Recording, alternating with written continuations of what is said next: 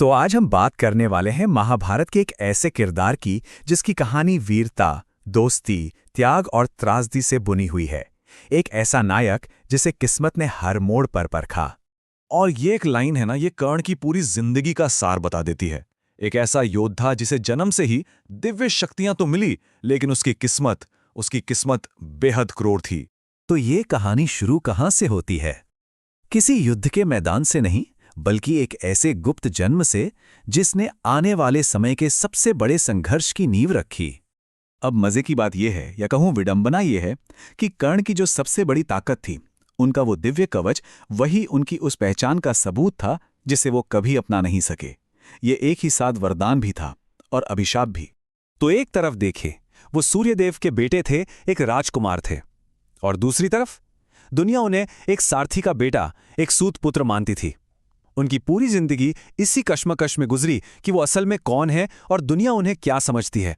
सोचिए, समाज के डर से एक मां ने अपने ही दिव्य बच्चे को एक टोकरी में रखकर नदी में बहा दिया। बस इसी एक फैसले ने कर्ण के माथे पर हमेशा के लिए त्यागे जाने का कलंक लगा दिया। अब यहां से कर्ण की असली लड़ाई शुरू होती है। दुनिया ने उन्हें जो पहचान दी थी, उसे उन्होंने कभी स्वीकार नहीं किया। उनके अंदर दुनिया का सबसे महान योद्धा बनने की एक आग जल रही थी। ये दिखाता है कि उनके अंदर कितनी जबरदस्त इच्छा शक्ति थी। जब गुरु द्रोण ने उनकी जाति की वजह से उन्हें सिखाने से मना कर दिया, तो वो रुके नहीं। उन्होंने दूसरा रास्ता खोज निकाला, भले ही उसके लिए उन्हें झूठ का सहारा लेना पड़ा हो। और परशुराम के मार्गदर्शन में वो सिर्फ एक अच्छे योद्धा नहीं बने, बल्कि अपने समय के सबसे शक्तिशाली और ज्ञानी योद्धाओं में से एक बन गए।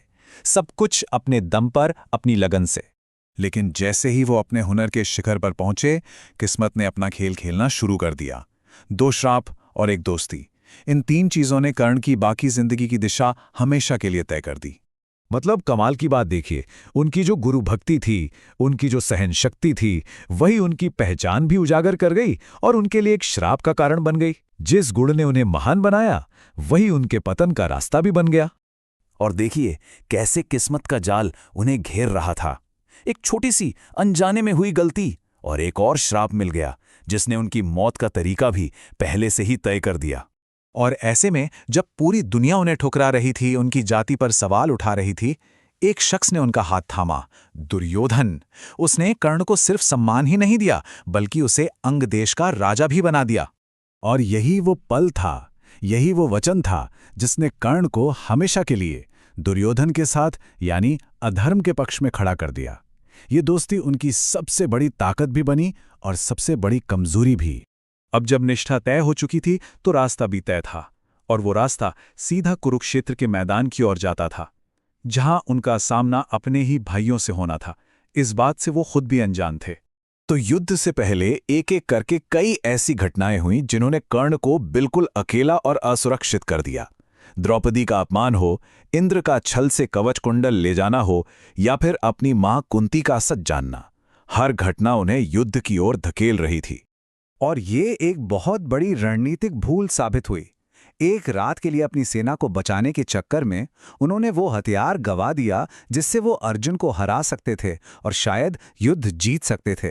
तो चलिए अब चलते हैं युद्ध के उस 17वें दिन की ओर।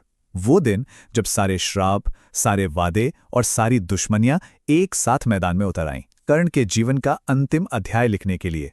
ठीक उसी वक्त जब वो अर्जुन के साथ अपने सबसे भीषण युद्ध में थे, ब्राह्मण का श्राप सच हो गया। उनके रथ का पहिया जमीन में धंस गया। और जैसे ही उन्होंने ब्रह्मास्त्र चलाने की कोशिश की, परशुराम का श्राप जाग उठा। वो सारे दिव्य मंत्र भूल गए जो उन्होंने सीखे थे। अब वो पूरी तरह निहत थे और बेबस थे। उन्होंने अर्जुन से युद्ध रोकने को कहा, लेकिन श्री कृष्ण के कहने पर अर्जुन ने वो आखिरी जानलेवा बाण चला ही दिया। लेकिन हारने के बाद भी उनकी ताकत का लोहा सबने माना।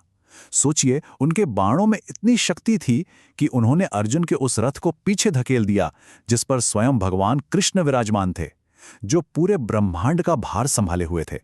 पर कहानी की सबसे बड़ी त्रासदी तो उनकी मौत के बाद सामने आई, जब पांडवों को पता चला कि जिस योद्धा से वो इतनी नफरत से लड़े, वो कोई और नहीं, उनका अपना सबसे बड़ा भाई था।